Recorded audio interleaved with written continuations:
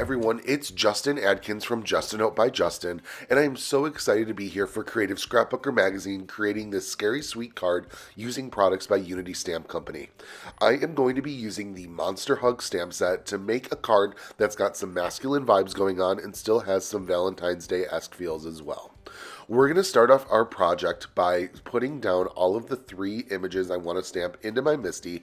Now remember, because these are red rubber stamps, you do want to remove that foam pad just to make sure that you've got everything ready to go for stamping. So after I've stamped them in Copic Safe Marker ink, I am going to begin the process of coloring them up.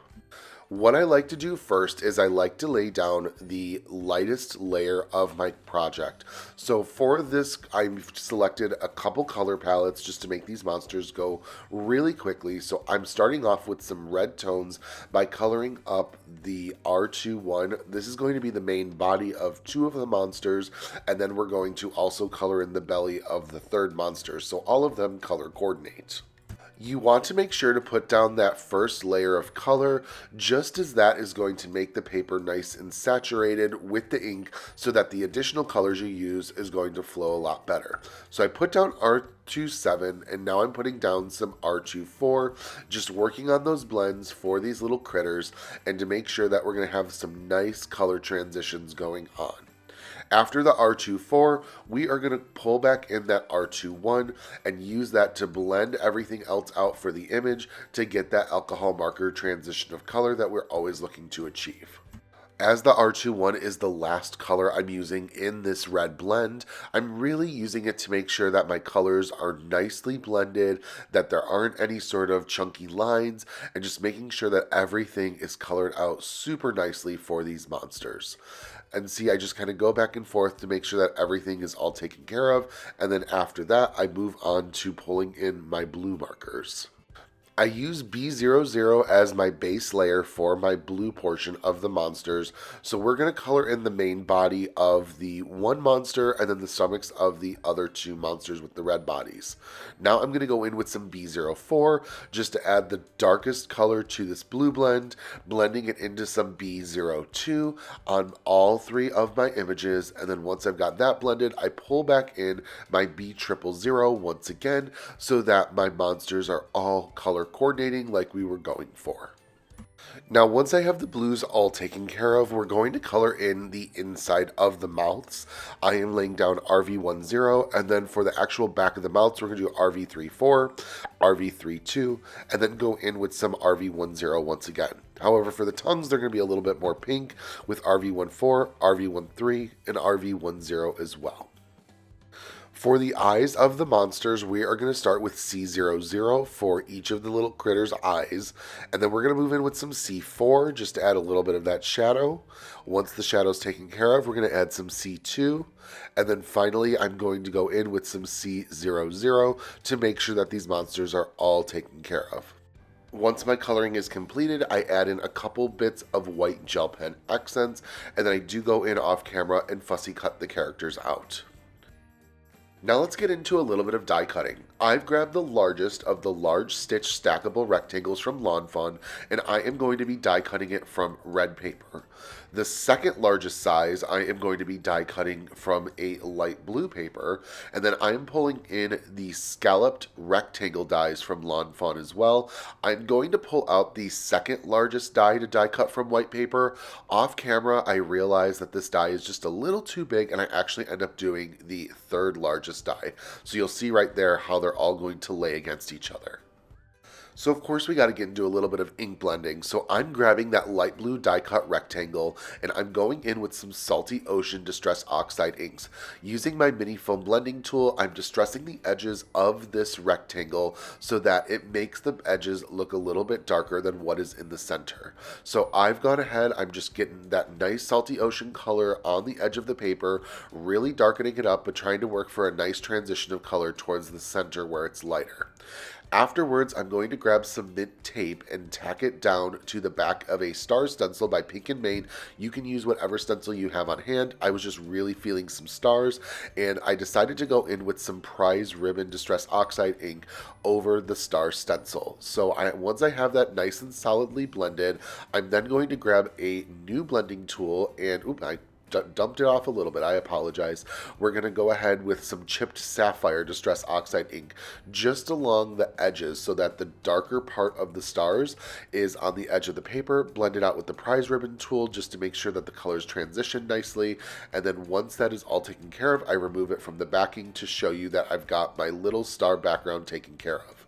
I'm going to smush down some chipped sapphire distress oxide ink, water it down, and splatter it onto my panel just to give a little bit of interest with the splatter marks. Now, to also carry in some of the red color palette, I'm going to grab some liquid cranberry red paper splatter watercolor by Picket Fence Studios, and I'm going to drop it onto an acrylic block, water it down a little bit, and then also splatter this color onto our panel as well, and that's going to pull in the different red tones that we have going on with our project. So once I've got that, I'm also going to use the excess onto our white scalloped rectangle die cut just to add a little bit of coloring to that as well. I set both of the panels aside to dry once my splattering is all completed, and now I'm going to grab another just random stencil from my stash. I'm grabbing the Confetti stencil by Pink and Main, and we're going to tack that red stitched rectangle down, and I'm just going to do one color. I'm going in with some Lumberjack Plaid Distress ink, and I'm going to just distress the edges along the sides because that's all we're going to see. Now I'm pulling in Distress ink instead of Oxide ink because the paper's pretty dark, and I want the stenciled portion to be darker, and Distress ink, because it's a dye-based ink that absorbs into your paper, I thought would be a great way to get that effect. So now that I've got my confetti stencil all taken care of, let's move on to building our sentiment. So I am using the Here's a Hug die set from Unity, and we are just going to die cut this from some white paper. This is going to give you the sentiment sending hugs, and I'm going to use this as a base for my sentiment, but we're not going to use this exactly as it cuts out. So let's work on customizing our sentiment a little bit more. I'm using the giant Monster Hug sentiment stamp from the Monster Hug stamp set, put it into my MISTI, and we are going to heat emboss it. So of course I've got to use my embossing tool by Tailored Expressions just to make sure that I get a nice transition with no static. We're going to use a Watermark ink pad by Pink and Main to go ahead and stamp out our sentiment a couple times. And then once I have that nicely into place, I am going to pull my paper out. We're going to use some frosting and embossing powder, which is just another word for white, and we are going to tap off the excess and then begin the process of heat embossing our sentiment. I just know that this sentiment is going to work so nicely with our die cut, and we're going to work just to make everything sort of coordinate well and make this card extra special. So once everything is nice and set with my heat gun, we then are going to use my guillotine trimmer to trim it into a strip and then just kind of take a little bit off the edges. I do apologize. I know it's a little bit off of camera, but you can see that I'm just trimming it down to size. And then I'm laying it out, and I'm noticing I wanted to say sending giant monster hugs, and I'm trying to position it to find out the best way to get my sending die cut to work. I decided what I'm going to do is that I'm going to adhere my sending hug sentiment to the navy cardstock, same color that we did for our heat emboss sentiment, and then I am actually going to go ahead and cut everything out just to make sure that it's nice and trimmed down to size. I have found that fussy cutting a sentiment is one of the most special ways that you can make that sentiment pop out, and this is almost creating a little bit of a shadow for our die cut sending hugs as well. Now don't get too attached. We are going to trim our sentiment because I have no intentions of using the word hugs as part of this die cut. So I'm going to go in and I'm just going to trim it off just to give a little bit of an anchor to the rest of our sentiment. I've gone ahead and mapped it out so that it will now read sending giant monster hugs. I think it's totally special to have a custom sentiment, and plus it's perfect with those monsters that we're using from the Monster Hug stamp set. I am going to put some foam tape down over the word hugs, and this is going to make the bottom portion of our sentiment just stand out very nicely. So I'm using my craft tweezers just to kind of position it into place, and I'm trying to carefully place it so that you cannot really see any of that hugs die cut that is under the sending. So once I have that all nicely positioned, I'm then going to begin the process of building out the rest of our card. I'm going to adhere my light blue star panel on top of the white scalloped rectangle die cut that we did earlier. And then once that is nicely into place, I'm going to adhere this with liquid adhesive directly to our red confetti panel as well. Now take into account I did set these aside to dry, so all of that liquid cranberry red paper splatter has fully set and I don't have to worry about any sort of smudging with my project. I do recommend that if you're going to be impatient to use a heat gun to set it down into place, but otherwise setting it aside to dry for 15-20 minutes should do the trick. I'm now mapping out where I want each of my little critters to go, and I know I keep calling them critters, and they're clearly monsters, but critters, monsters, scare creatures, whatever you want to refer to them as. So I'm going to adhere my monsters directly behind my sentiment. I want them all sort of grouped together, and then we're going to make it so the blue one is in the center with both of the red ones on the ends, and then it's just going to really give a nice sort of spacing to the way that our monsters are arranged. So I've got everything all put into place with my sentiment, and once it's all nice and adhered, I'm going to now just kind of map out where I want it to go, and then we're going to put some of those foam strips onto the back so that it's going to just sort of pop off of the card a little bit. So I'm going to trim down these foam strips to size. These are 3mm foam strips by scrapbook.com. They are an absolute must in my craft stash. I love how small they are because I'm always trimming down my larger foam tape to make sure that it is cut down to size. So these being smaller strips, they just really work nicely. Now there are parts of my sentiment banner that I do have to double up my foam tape with, and that's because remember we had used foam tape to push off the giant monster hugs portion, so there's little bits on the end that just need to have doubled up foam tape to make sure that they have the same sort of width as the rest of the unit.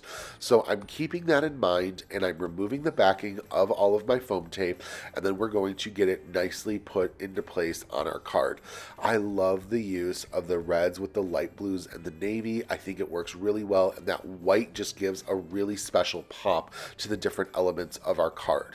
So once I've got my image all set down, we are going to sort of enter the end process of getting a card base to adhere the card panel to.